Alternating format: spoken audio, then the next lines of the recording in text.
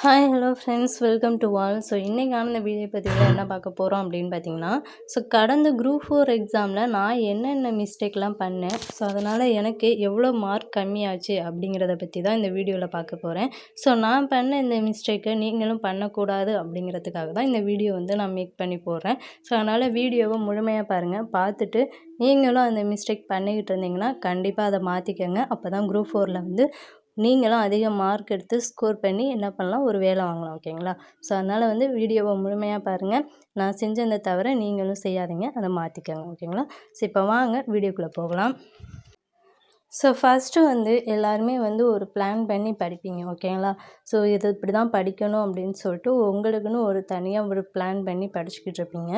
அப்படி படிச்சுக்கிட்டு இருக்கவங்க ஒன்றும் பிரச்சனை இல்லை, அதே வந்து ஃபாலோ பண்ணுங்கள். அப்படி வந்து எந்த ஒரு தெளிவுமே இல்லாமல் எந்த ஒரு பிளானும் பண்ணாமல் படிக்கிறவங்க தயவு செஞ்சு உங்களுக்குன்னு ஒரு பிளானை வந்து போட்டுக்கோங்க. ஓகேங்களா? உங்கள் டைமுக்கு ஏற்ற மாதிரி ஒரு ஷெட்யூல் போட்டுக்கோங்க. அதை போட்டு அதன்படி என்ன பண்ணுங்கள், ப்ராப்பராக வந்து படிச்சுட்டு வாங்க. ஓகேங்களா? முதல்ல நம்ம எப்போதும் படிக்க ஸ்டார்ட் பண்ணுறதுக்கு முன்னாடி என்ன பண்ணணும், உங்களுக்குன்னு தனியாக ஒரு ஷெட்யூல் வந்து ப்ராப்பராக போட்டுக்கணும். உங்கள் டைமுக்கு ஒவ்வொருத்தவங்களுக்கும் ஒவ்வொரு டைம் இருக்கும். ஓகேங்களா? உங்கள் டைமுக்கு ஏற்ற மாதிரி ஒரு ஷெட்யூல் போட்டுக்கோங்க. ஒரு நாளைக்கு உங்களால் எவ்வளோ படிக்க முடியுமோ அதுக்கு ஏற்ற மாதிரி ஷெட்யூல் போட்டுக்கோங்க. ஓகேங்களா? நிறையா பேர் என்ன பண்ணுவீங்கன்னா, ஒரு நாளைக்கு 4-5 லெசன், அதாவது 1, 2, 3 லெசன் படிக்கலாம் அப்படின்னு சொல்லிட்டு ஷெட்யூல் போடுவீங்க. ஆனால் உங்களுக்கு படிக்க முடியாது. ஓகேங்களா? அப்போ வந்து என்ன ஆயிரும், உங்களுக்கு மைண்ட் வந்து அப்படியே டவுன் ஆயிரும், நம்மளால் படிக்க முடியலை அப்படின்னு சொல்லிட்டு. அதனால் உங்களால் ஒரு நாளைக்கு எவ்வளோ படிக்க முடியுமோ அதுக்கு ஏற்ற மாதிரி நீங்கள் என்ன பண்ணணும், ஷெட்யூல் போட்டு அதை ப்ராப்பராக ஃபாலோ பண்ணிட்டு வரணும். நெக்ஸ்ட்டு வந்து என்ன அப்படின்னு பார்த்தீங்கன்னா, இப்போ நீங்கள் வந்து ஷெட்யூல்லாம் போட்டிங்க, படிக்கிறதுக்கும் ஸ்டார்ட் பண்ணிட்டீங்க. பட் என்ன, உங்கள் கையில் வந்து மெட்டீரியல் இருக்காது. ஓகேங்களா? மொபைல்லே வந்து நம்ம படிச்சுக்கலாம், அதில் கொடுக்கக்கூடிய பிடிஎஃப் வச்சு படிச்சுக்கலாம் அப்படின்னு சொல்லிட்டு நிறைய பேர் இருப்பீங்க. அதை வந்து முதல்ல மாற்றுங்க. அந்த மெத்தட்லேயும் உங்களால் என்ன பண்ண முடியாது, படிக்க முடியாது. ஓகேங்களா? அதனால் வந்து முதல்ல புக்கெல்லாம் வந்து கலெக்ட் பண்ணுங்கள். எக்ஸாமுக்கு என்னென்ன தேவையோ அதுக்கான சோர்ஸ் எல்லாமே கலெக்ட் பண்ணிவிட்டு படிக்க ஸ்டார்ட் பண்ணுங்கள். நம்ம மொபைல்லே படிச்சுக்கலாம், மொபைலில் படித்தே பாஸ் பண்ணிடலாம் அப்படின்னு நினச்சிங்கன்னா கண்டிப்பாக முடியாது. உங்கள் கையில் கண்டிப்பாக புக்ஸும் உங்களுடைய ஓன் நோட்ஸும் வந்து கண்டிப்பாக இருக்கணும். அப்போ தான் வந்து என்ன பண்ணலாம், நம்ம எக்ஸாம்குள்ளே சீக்கிரம் சிலபஸை வந்து கவர் பண்ணலாம். ஓகேங்களா? அடுத்ததாக பார்த்தீங்கன்னா, இப்போ நீங்கள் வந்து உங்களுக்குன்னு ஒரு பிளான் ரெடி பண்ணிட்டீங்க, கையில் புக்கும் வச்சுருக்கீங்க, படிக்கையும் ஸ்டார்ட் பண்ணிட்டீங்க. ஓகேங்களா? எல்லோரும் ப்ராப்பராக படிப்பீங்க, படிச்சுட்டு வாங்க. நீங்கள் படிச்சுட்டு நெக்ஸ்ட் லெசன் எடுக்கும்போது முதல்ல படித்ததும் உங்களுக்கு மறக்கிற மாதிரி தான் இருக்கும், யாராக இருந்தாலும் கண்டிப்பாக இருக்கும். அதனால் வந்து மறந்துருச்சே அப்படின்னு சொல்லிட்டு அந்த லெசனையே அந்த ஒரு வாரம் ஃபுல்லாக வச்சு படிச்சுக்கிட்டு இருக்கக்கூடாது. ஓகேங்களா? 1 வீக்குக்குன்னு தனியாக ப்ராப்பராக ஒரு ஷெட்யூல் போட்டு அந்த 1 வீக்குக்கு உள்ளதை எல்லாத்தையுமே படித்து முடிச்சிருங்க. முடிச்சுட்டு என்ன பண்ணணும், கண்டிப்பாக ரிவிஷன் பண்ணணும். ஓகேங்களா? ஒரு வாரம் படித்ததை அந்த ஒரு வாரத்தில் ஒரு நாளாவது என்ன பண்ணணும், எல்லாத்தையும் கண்டிப்பாக ரிவிஷன் பண்ணிடணும். அப்போ தான் வந்து உங்களுக்கு மறக்காது. நம்ம ஒரு வாரத்தை முடிச்சிட்டோம், கம்ப்ளீட் பண்ணிட்டோம், இப்போ நெக்ஸ்ட் வீக் உள்ளதை வந்து படிக்க ஸ்டார்ட் பண்ணிடுவோம் அப்படின்னு சொல்லிட்டு நெக்ஸ்ட் வீக் போயிடக்கூடாது. நீங்கள் வாரம் என்ன படிச்சிங்களோ அதை கண்டிப்பாக ரிவிஷன் பண்ணணும். ரிவிஷன் வந்து ரொம்ப ரொம்ப முக்கியம். நான் ரிவிஷன் பண்ணாதனால தான் என்ன பண்ணிட்டேன், மார்க் வந்து விட்டுட்டேன். ஓகேங்களா?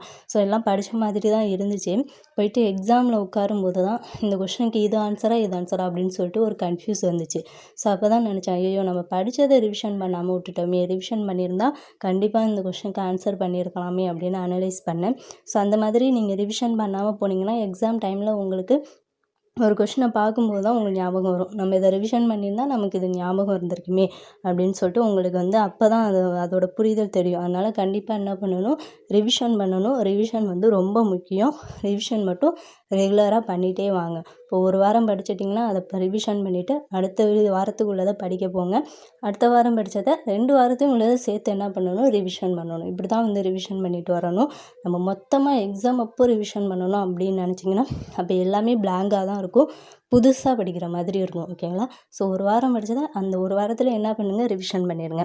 நெக்ஸ்ட் வீக் உள்ளதை படிச்சுட்டு 2 வாரத்தையும் உள்ளதையும் ரிவிஷன் பண்ணுங்கள். இப்படி ரிவிஷன் பண்ணிட்டு வந்தால் தான் உங்களுக்கு என்ன இருக்கும், படித்தது ஞாபகம் இருக்கும். இல்லாட்டி மொத்தமாக என்ன பண்ணணும், மறந்து போன மாதிரி இருக்கும். ரிவிஷன் பண்ணாதது தான் நான் செஞ்ச மிகப்பெரிய தப்பு. அதனால் வந்து நீங்களும் அந்த தப்பை பண்ணாதீங்க. ரிவிஷன் வந்து கண்டிப்பாக பண்ணுங்கள். அதுக்கப்புறம் நான் என்ன பெரிய மிஸ்டேக் பண்ணேன் அப்படின்னா, படித்தத வந்து டெஸ்ட்டு போடாமல் விட்டுட்டேன் ஓகேங்களா. ஸோ படித்தது தான் ஞாபகம் இருக்குது, என்னத்த டெஸ்ட் எழுதணும் அப்படின்னு நினச்சி விட்டுட்டேன். ஸோ எக்ஸாம் அப்போ தான் வந்து அதையும் நான் அனலைஸ் பண்ணேன். ஸோ படித்தத நம்ம அப்பப்போ வந்து டெக்ஸ்ட்டு ப்ராக்டிஸ் பண்ணியிருந்தோம்னா நம்ம வந்து இந்த மார்க் வந்து எடுத்துருக்கலாமே அப்படின்னு சொல்லிட்டு அப்போ தான் எனக்கும் தோணுச்சு. அதனால் வந்து 1 வீக் ஃபுல்லாக படிக்கிறத அன்றைக்கி என்ன பண்ணுங்கள், ஒரு ஃபுல் டெஸ்ட்டாக வந்து எழுதி பாருங்கள். அப்போ தான் நீங்கள் என்ன மிஸ்டேக் பண்ணுறீங்க, ஸோ இதனால் இந்த நம்ம தப்பு பண்ணோம் அப்படிங்கிறத நீங்கள் அனலைஸ் பண்ணுவீங்க ஓகேங்களா. ஸோ அதனால் வந்து படித்தத அப்பப்போ என்ன பண்ணிடுங்க, கண்டிப்பாக டெஸ்ட்டும் போடுங்க. நான் சொன்ன மாதிரி ரிவிஷனும் பண்ணிடுங்க ஓகேங்களா.